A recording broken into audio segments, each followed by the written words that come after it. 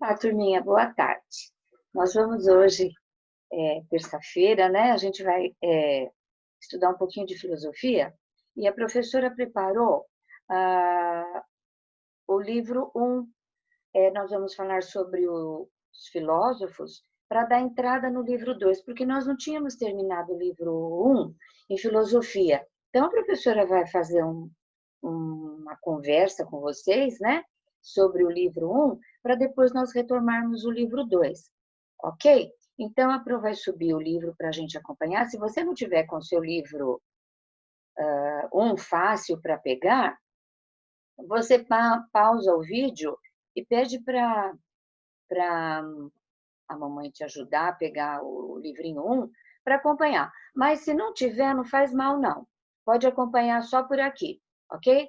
Pode fazer assim, não precisa correr, pegar o livro 1, não, porque é só para ouvir, não vai ter atividade para fala dizer, o que tem a professora vai explicar, não tem necessidade, ok? Fica tranquilo, tá bom? A professora vai levantar o livro, então, para a gente começar a conversar sobre os filósofos, e nesse conteúdo, nesse estudo do livro 1, nós estamos falando sobre o corpo, né? No começo do ano, vocês já fizeram algumas atividades, né? Falando sobre o perceber e perceber-se, perceber o corpo do outro, perceber o seu, né? O que tem entre, né?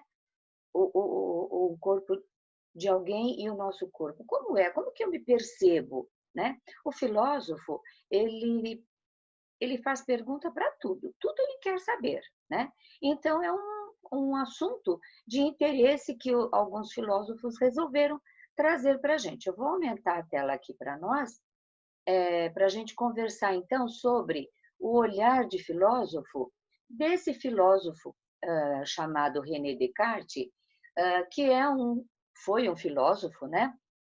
Que ele viveu na França há mais de 400 anos. Ele escreveu vários livros, né? Nos quais ele registrou ideias sobre diversos assuntos, inclusive sobre o corpo, né? Observe estes quadrinhos para descobrir o que ele pensava a respeito do corpo. Depois converse com seus colegas. Não, a gente vai conversar aqui entre nós, tá bom? A Pro só vai fazer um comentário aqui que nós escrevemos René Descartes, mas pronunciamos René Descartes, porque é um nome francês, ok? Então, aí tem um balãozinho de fala que ele diz assim, o relógio é um tipo de máquina com muitas peças, né? Aí ele logo já faz um outro pensamento. As peças fazem o relógio funcionar e assim ele marca as horas. Ele vai pensando, o filósofo não para de pensar, e ele fala assim, o corpo é como uma máquina e as partes dele são como peças que fazem essa máquina funcionar. É como ele vai pensando uma coisa em cima da outra, né?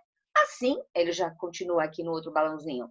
Assim, o corpo respira, movimenta-se, digere os alimentos, produz sangue e muito mais. Então, o filósofo é assim, eles estão sempre pensando, sempre querendo resposta para tudo, estão sempre querendo investigar, né? Sempre querendo investigar. E lá na página 11, a Pro vai subir aqui, diz aqui, vamos brincar. Essa brincadeira é uma brincadeira gostosa que, se vocês quiserem fazer, é para a gente observar o corpo, né? De uma maneira lúdica, brincando, né? Então, vocês podem ir no material de apoio e lá vocês vão encontrar, vou mostrar aqui para vocês, vocês vão encontrar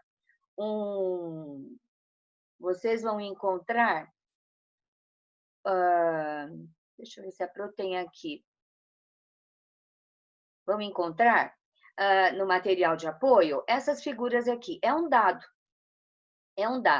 Então, você monta esse dado e você vai perceber que ele tem alguns elementos. Em cada face tem alguns elementos. Como que é a brincadeira? Você joga o dado e vai ver que face que ele caiu. Por exemplo, se caiu nessa face aqui do dado, onde tem a vaquinha, um aquário, um papagaio, né? Então, você vai ver que aqui é corpo de animais. Aí você vai pensar, vai imitar o filósofo, né? O que tem nesses elementos que o dado está mostrando que é igual ao meu corpo, que é semelhante ao meu corpo, ou que é diferente do meu corpo? E assim você vai brincando. Joga o dado, se der uma outra face diferente, né, do dado, a mesma coisa. E você vai pensando, o que tem de igual? O que tem de semelhante? O que tem de diferente? E vai pensando sobre isso, né? Isso que a professora queria mostrar para nós continuarmos, então, aqui. Daí, embaixo, na página 11, eu estou aumentando a tela, embaixo, nessa mesma página 11, a gente vai falar sobre os 5 sentidos, né? Sobre os 5 sentidos que ele mostra. Aqui, demorou um pouquinho, né?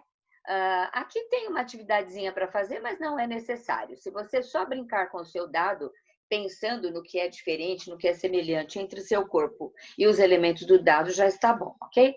Então, aqui ele vem também pensar sobre os 5 sentidos, né? Por causa do seu corpo, você é percebido pelas outras pessoas, né? Apesar disso, o seu corpo também faz com que você perceba a si mesmo e o que existe à sua volta. Lógico, né? Nós temos um corpo, mas nós temos 5 sentidos que faz nós percebemos tudo que nós temos à nossa volta. Então, aqui, afinal, os olhos têm a capacidade de ver, as orelhas são capazes de escutar, a pele de sentir, o nariz de cheirar e a língua de saborear. Essas capacidades formam os 5 sentidos: a visão, a audição, o tato, o olfato e a gustação. Mas isso não é ciências? Por que a gente está falando em filosofia? Porque é a filosofia que faz pensar, né? O filósofo pensando sobre esses sentidos que o corpo tem e que faz a gente perceber tudo que está em volta, à nossa volta. Então, nós temos aqui o olfato, responsável pelo cheiro, o tato, pela aderência das coisas, né? Através da pele, né? A visão, tudo aquilo que nós conseguimos enxergar através dos nossos olhos, né? A gustação, tudo aquilo que nós conseguimos sentir o paladar através da língua, né? E a audição, tudo aquilo que está ao nosso redor que nós conseguimos perceber através da orelha. E o olfato é através do nariz, né? Isso tudo o filósofo ficou pensando, né? Depois, turminha, nós vamos conversar, falamos sobre o que o René Descartes pensava, né? As preocupações dele, ele queria descobrir essa coisa de como funciona o corpo, né? Aí nós temos um outro filósofo, o olhar dele, vamos ver o que ele vai falar. Etienne Condillac. Pronuncia-se Etienne Condillac, né? Etienne Condillac viveu na França há mais de 300 anos. Ele escreveu sobre a importância de cada um dos sentidos para as pessoas conhecerem o que existe à volta delas. Leia algumas perguntas desse filósofo na ilustração a seguir. Esse daqui era outro filósofo, então, que também ficava fazendo perguntas e queria obter respostas, porque ele está sempre à procura da verdade, do mais próximo possível da observação dele. Então, ele dizia assim: e apenas com o olfato? O que você percebe à sua volta apenas com a visão? E se você utilizasse somente a audição? E se você somente com a gustação? E se eu usasse apenas o tato? Então, ele já começou a pensar se existisse apenas um sentido. Como será que seria? Né? São as preocupações do filósofo, né? Então, dá para a gente parar um pouquinho assim e pensar, fazer de conta no nosso mundo, né?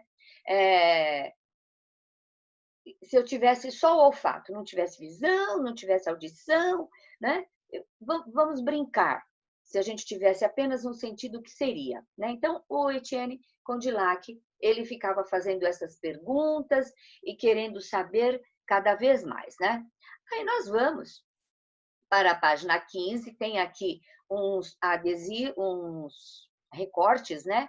Que você pode estar brincando com eles como se fosse um cartãozinho de memória e brincar, né? Mas é para não estar agora pedindo para que vocês parem e vão brincar, não. Uma hora que tiver tempinho e você quiser pegar o seu livro 1 e brincar com esses cartões, você pode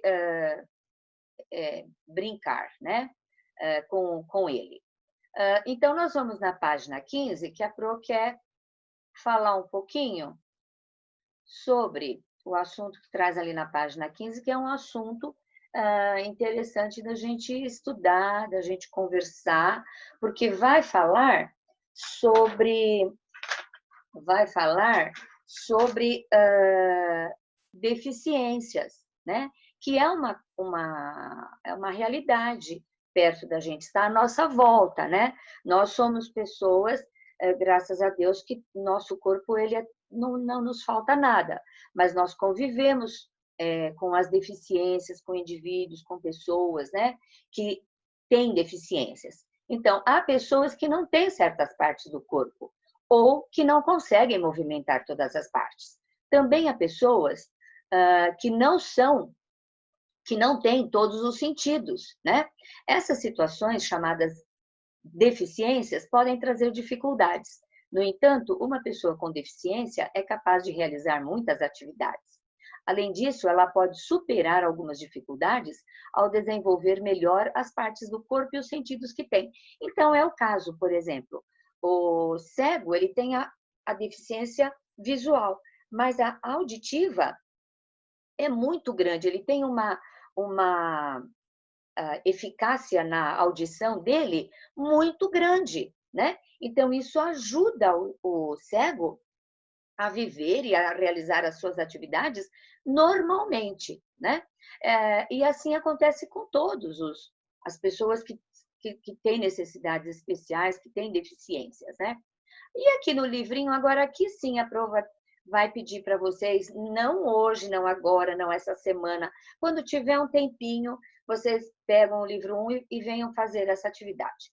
Alguns personagens de história em quadrinhos, criados pelo artista brasileiro Maurício de Souza, são crianças com deficiências. Conheça 2 exemplos. Então, vamos lá. Tem a Dorinha, né, que é uma menina alegre, inteligente e comunicativa.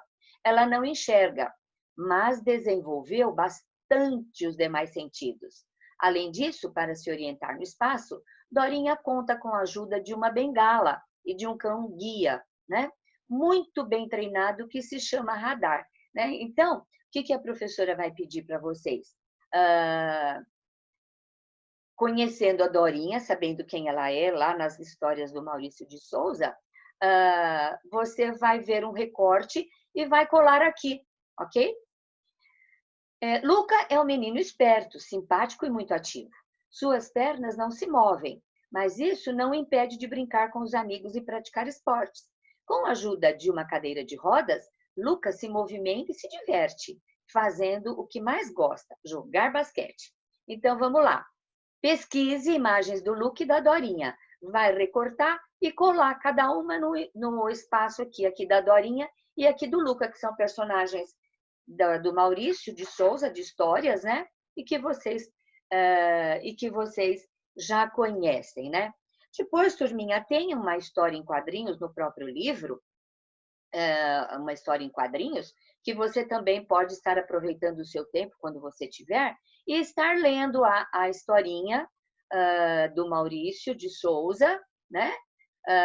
Mostrando essa situação da deficiência, né? Em crianças, em algumas pessoas, né? Mas a Pro quer mostrar aqui para vocês que o livro traz também, ele traz aqui para nós uma curiosidade, né, importante, o alfabeto Braille, que é o alfabeto das pessoas deficientes. O alfabeto visuais, as pessoas deficientes visuais. O alfabeto Braille representa as letras por meio de pontos em alto relevo. Então, quando ele passa o dedo através do tato das pontinhas dos dedos, né, no relevo, com a forma das bolinhas, né, em relevo, ele vai sabendo o que está escrito ali, né? Assim, as pessoas com deficiência na visão podem usar o tato para ler. Já a língua brasileira de sinais, Libras, representa letras e palavras por meio de sinais feitos com as mãos, né? As libras permitem que as pessoas com deficiência na audição e na fala se comuniquem utilizando a visão e os gestos. Olha que bonito, né? Pessoas deficientes e o que aconteceu? Houveram pessoas que, no estudo que fizeram, encontraram uma maneira de ajudar essas pessoas a, a interagir, a se comunicarem através da escrita com uma linguagem diferente, né? Então, aqui, você conhece o alfabeto Braille? É a língua brasileira de sinais, Libras, né? Aqui, alfabeto Braille, sistema de escrita em relevo para cegos, né? Inventado pelo francês Louis Braille, que perdeu a visão aos 3 anos de idade. Olha que beleza. Ele próprio, né, perdeu sua visão aos 3 anos de idade e ele mesmo conseguiu criar uma linguagem inventando um sistema de escrita em alto relevo, né? É coisa maravilhosa de pensar que existiu, né, uma pessoa e que beneficiou depois tantas outras pessoas pelo mundo, né? Então, aqui, se você tiver curiosidade, você vê aqui o alfabeto em braille, olha como é a formação nessas bolinhas, né? Cada uma com uma característica, cada letra nossa, né? Com uma característica no traçado das bolinhas, né? Para ajudar os cegos a escreverem. Você pode usar esses sinais aqui. Opa, deixa eu aumentar aqui.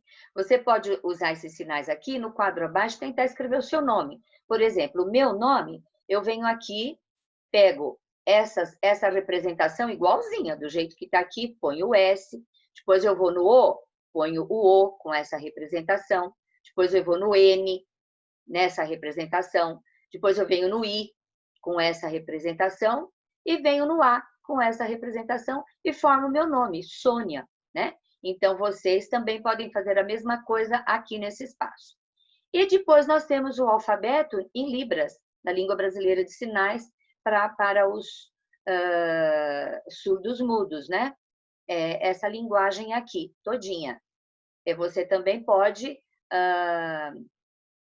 circule na imagem os sinais que correspondem às letras do seu nome. Aqui você pode circular. Eu, por exemplo, circularia o S, circularia o N, o I e o A, né? Aqui, e o A circularia para escrever o meu nome em braille. Essas lições aqui de filosofia são ricas em QR Codes, todas as páginas, na maioria tem. Se vocês puderem entrar lá, dá uma olhadinha. Por curiosidade, né? Para estarem fazendo, se inteirando desse conteúdo, desse estudo que tem sobre deficiência. O Pro está falando e aqui já está aparecendo mais algum, né? Então, aqui, ao conhecer algumas diferenças físicas, você notou que todos têm beleza e capacidades próprias? Então, vamos lá, você percebeu que mesmo sendo todos diferentes, cada um do seu jeito, todos têm beleza e capacidades próprias? Claro, né? A gente percebe, né? Cada um é cada um, e isso é muito rico, né? Então, aqui, ó, saber respeitar as diferenças entre as pessoas é importante para se conviver em harmonia. Afinal, ninguém gosta de ser desrespeitado, nem você, não é mesmo? A Pro quis dar essa aula porque é muito importante nós refletirmos sobre esse assunto, né? Muito importante. É bom, desde criança, a gente já conhecer, já procurar entender. Para quê? Para que o nosso respeito de convívio em harmonia com as pessoas, né? Com as crianças, com os amiguinhos, depois vão se tornar jovens, adultos. Você já cresce uma criança saudável, sadia, sabendo conviver com pessoas diferentes, respeitando o limite, o jeito, a diferença de cada um. Tá bom, classe?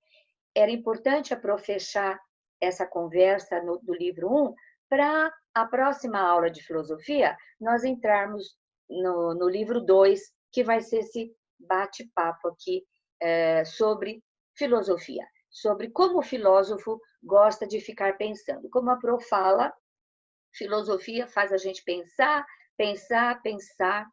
Tem coisa que é certa, tem coisa que não é, tem coisa que às vezes é certa, às vezes não é, e nós respeitamos tudo, procuramos chegar o mais próximo da verdade e consideramos tudo, ou seja, respeitamos tudo, ok?